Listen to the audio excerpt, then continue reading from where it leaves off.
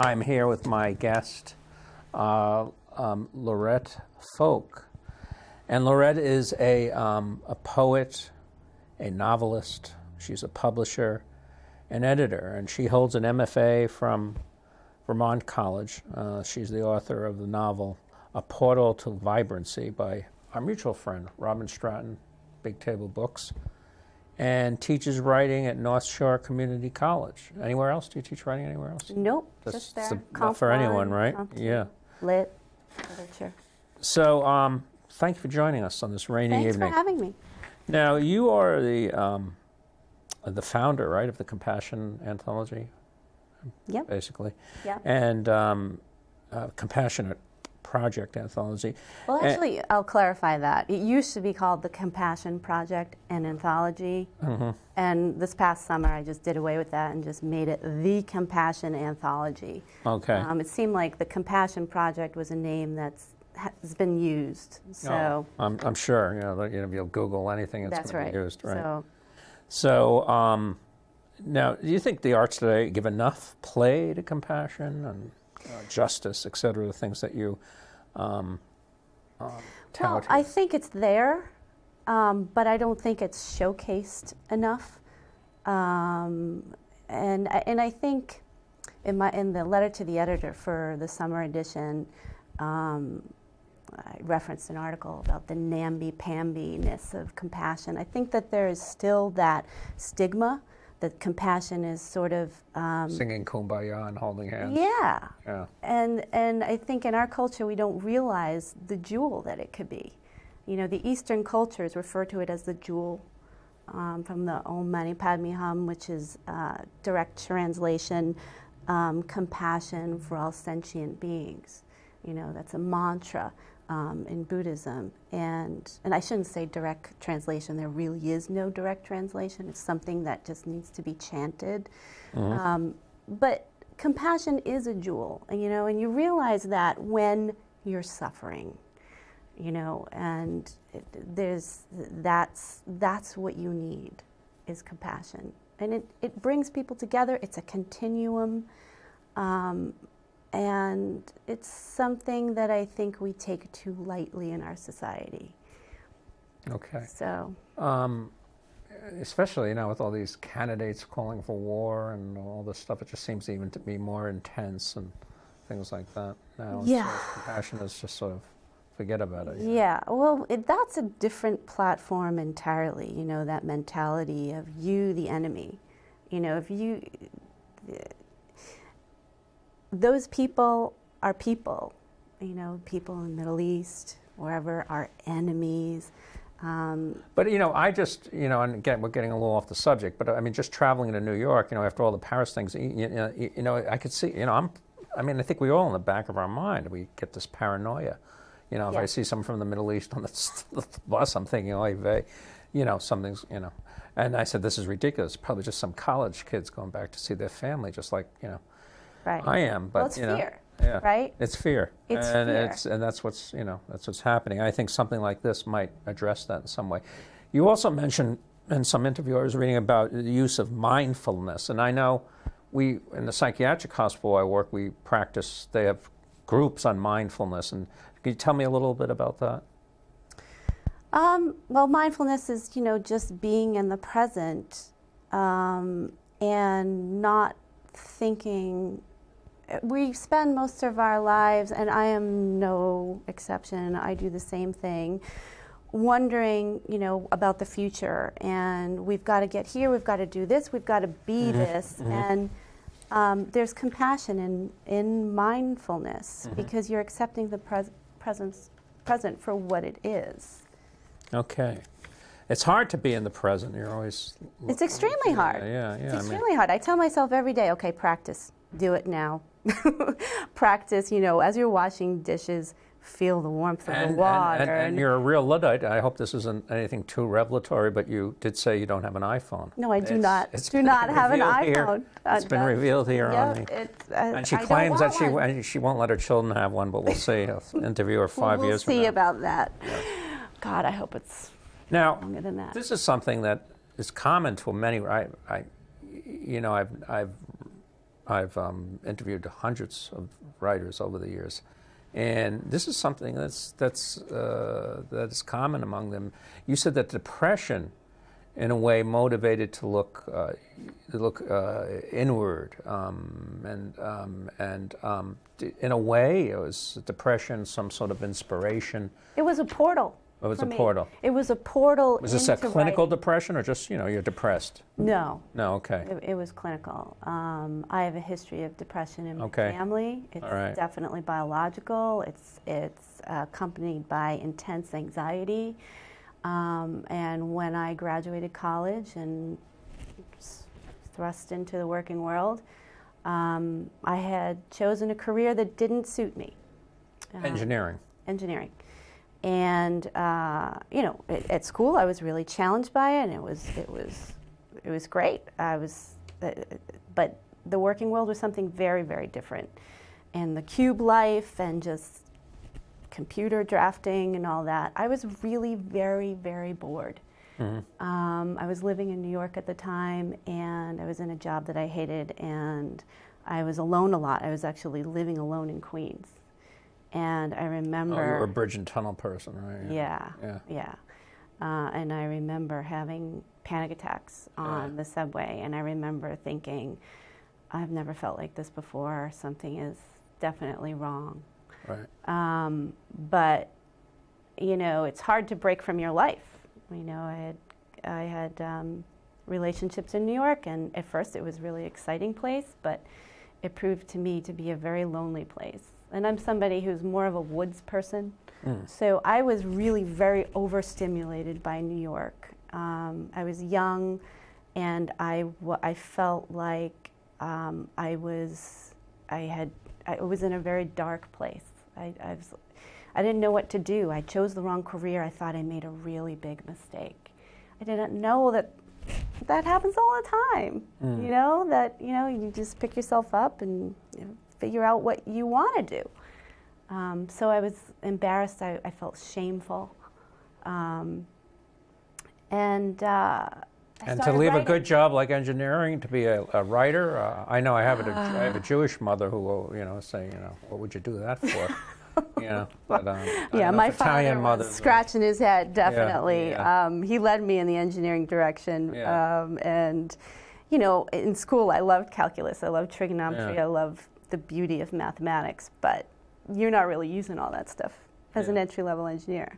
So I was really, really bored, and I would write at night in my little apartment, my studio apartment in Queens, Forest Hill, Queens. Forest Hills. That's nice, Forest Hills. Yeah, it's very, very pretty. Place, yeah. I had a really nice apartment. Yeah. And that's what was my portal in. I started writing, and I realized that there was a whole world there, that there was an entire internal world that I could tap into. I had yet to learn the crafts. I had yet to learn the craft that came with writing, but it was a way in. So yeah, depression was a portal for me. And so many others. I mean, actually, there are studies that show that creative people have higher incidences of depression than right. normal. So it's right. And I in my book, I coined the term creativity perverse. Creativity perverse is when you are using creative energy in a destructive way. When you are when you're depressed, you're actually engaging in creativity perverse. That creative energy is no longer constructive, it's deconstructive. Right. And everyone has the image of the mad poet and all that, but when they're in the midst of mania or depression, they're not writing well or writing at all. Right. It's after, perhaps, that you could mine it comes in waves, right? You go through these moods where sometimes something opens up and you've got a curiosity about something, and you can channel your energy in a certain direction. But anecdotally, even in the communities, and in fact myself have wrestled with black dogs over the years.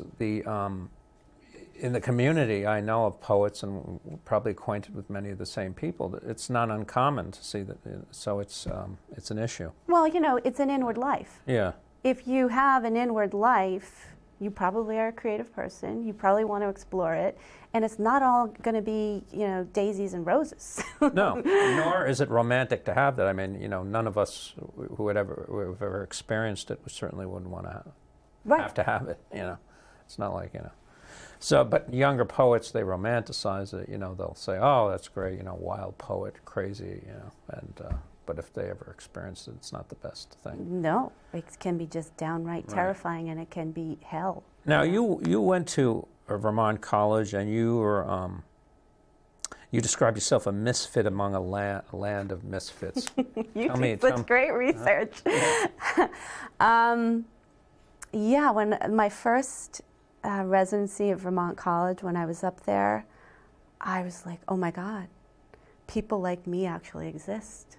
Well, what do you mean, like people like? I mean, other than they were interested somebody in with a really intense inner life that cares about writing and art and fictitious people, right? Mm-hmm. When kindred souls. Yeah, kindred souls. Mm-hmm. Kindred souls. And in fact, the many people I've interviewed about MFA programs, they said it's not so much the teaching, although that's great and all, but the chance to be with all these people for a couple of years and just be in the middle. Inspired. Yeah. Be inspired. There's a curiosity factor. It's just so rich. Mm-hmm. You're put in a world with all these other people who have inner worlds of their own. Right. right. You're put in a world with all these other people who have rich inner worlds. Right. And it's like, wow, you went there with your mind? What's that character like? That's really interesting. And also, one of the great things about Vermont College that I came away with was the advisors there led me to some wonderful writers that I don't know if I would have found them on my own. Mm-hmm. Mm-hmm. So, now, who you were talking about, but you didn't mention her name, I think, in one interview, or maybe I missed it. There was one woman in particularly. She's a feminist. Was she in a book group? Or there's one female writer who really inspired you. Was that at Vermont College, or is there any teacher who was a mentor to you at Vermont College? If you had to mention any. Gosh. Abby Frucht led me to some really wonderful writers like Margaret Atwood, Francine Prose, A.S. Byatt. I'm not really sure who you're referencing. No, but I mean, was there a writer, or let's forget about that other stuff. Is there a writer who really inspired you? I mean, one of your teachers who... Nope. No? Not one of my teachers. No. I mean, I admire the work that they do, but they weren't really... Okay. They weren't really in my style of writing. Okay. That's interesting, because a lot of people who I do interview, they mention this teacher and he's, changed my life, blah, blah, blah, but you don't have that experience. No, it's more or less reading writers like Margaret Atwood. I mean, she just changed my life. Reading her changed my life. Okay. But you were turned on to these people by... Yes, teachers, through Vermont College. Yeah, I was reading a lot of classics before I went to Vermont College, and then I went to Vermont College and was introduced to contemporary people like Marilyn Robinson and housekeeping. I mean, that book just blew me away. It was just so surreal. Are you more of a fiction writer than a poet, or? I'm both. Yeah, equally. Yeah, I mean. I have poetic prose, I mean, bless you. I think that fiction writers have a range, where there's the amount of poetry in your prose. There's a range there, and some barely have any, and it's very, not so poetic. But my prose is pretty poetic, and I think that might trip up some people. There was a comment, somebody had read my book on Goodreads and they were more of the horror persuasion, and what she said was the style blocked me from reading. So I think if you're not Critics. used to, it's not a critic, if you're not used to reading literary, poetic prose, then you're not going to find it easy to read. Right. So Right. it's just a case of somebody looking for a particular genre and not or So being you caught like in the if it- wrong genre. Right, if if you submit a horror poem to a nature poetry journal, it's the Exactly. same thing. It's not going to you're not going to like it. Exactly. Yeah, it's just Exactly. Although, truth be told, that there are some writers that, Ray Bradbury for one, right? I mean, it's science fiction, but a literary person could look at his work and say, oh, he's a brilliant writer. Philip K. Dick. Yeah, Blade Runner and all that. He wrote those. Those are great work. Yeah, try Philip K. Dick. It's great if you haven't read him. Some of the poems I read of yours, and we were discussing this earlier, struggle with your earthbound life and your spiritual and mythic side. Is that a constant struggle that you have? Are you like a Thurber, a character, or what was it? The Thurber character. I don't know. James Thurber, the guy who had the Walter Mitty. Are you a Walter Mitty kind of woman? I'll just say that I'm a big fan of Mary Oliver. Okay. And that I see the spiritual life in nature. Mm-hmm. And, as a mom who I spent a lot of times with my 3.5-year-old toddlers, twin toddlers, and when I go for that escape in the morning with my dog in the woods, I feel like that's when the poems come to me. I'll get a verse as I'm... Yeah, what is it about walking? I mean, there was a great book, I don't know, by Kazan. Have you ever read it, Walker in the City? And he just walks Brooklyn and all that. It walks through Brooklyn. This was years ago, though. I think it calms stimulates. the mind. Yeah. I think it calms the anxiety. You're doing something for that anxious energy to dissipate through. Yeah. And then it leaves a space for creativity. So yeah, I've gotten a lot of poems and a lot of ideas for novels and scenes and what have you from walking. Now, I always like to mention our dear friend Robin Stratton, who runs the Newton Writing and Publishing Center, and published both of our books. Mine, A Portrait of an Artist as a Young Poet. But she gave you an award. Yeah. Wow, what's wrong with you, Robin? And, well deserved, of course. And your novel. How was the process working with? She runs Big Table Books. How was the process working with Robin, and what was the experience like? Well, she's terrific. She is like such a genuinely kind person. But I learned so much through that experience. With a small press, you've got to wear a lot of hats. And I learned a lot about copy editing that I never knew before. And just, She finds all the things you totally missed, I've noticed. Yeah. But... And she also, yeah. It just... there's a whole process to publishing that I had no clue about. And I was kind of happy I went with a small press, not that I had the choice, but just because I learned so much. They give you more attention. They give you more attention, and I don't think that I would have learned as much. I learned a lot from that. So you work closely with her? Yeah. Yeah. Yeah. She gave me the reins pretty much, though. Yeah. I have to say. She made suggestions. Yep. She definitely did. And she has a whole slew of books. I'm interviewing next week. Richard Fox has a new book out. The name escapes me, the poems that she just published. And so she's Lawrence Kessenich, who's another great poet and friend of mine, is coming out with a book by her. And she's selective. And yes. She just doesn't, my cat Fluffy type poems. No. I mean, she knows what she's doing. You can do a good My Cat Fluffy poem, but you know what I mean. Yeah.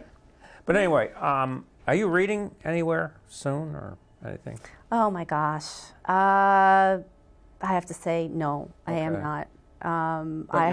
Your novel, which is fairly recent release, is that available on Amazon and all the regular places? Okay. Yep, it is. Repeat that name again.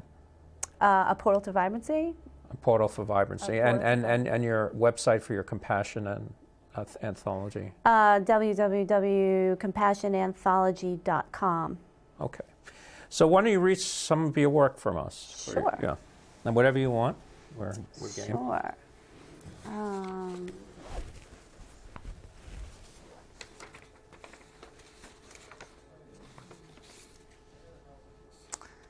Here's a poem from my woods walking. Actually, I read two poems that came to me while walking in the woods. Breaking glass. I place my shards at your feet is what I hear when I pick at broken glass in the dirt. Perhaps placed is not right, for the vandal doesn't care where the shards land or whether they puncture a paw or file into a foot. In fact, the vandal doesn't care for anything at all when that bottle busts. Evidence of something intimate, ignored, or forsaken, something that rises amidst glowing faces around a ravishing fire.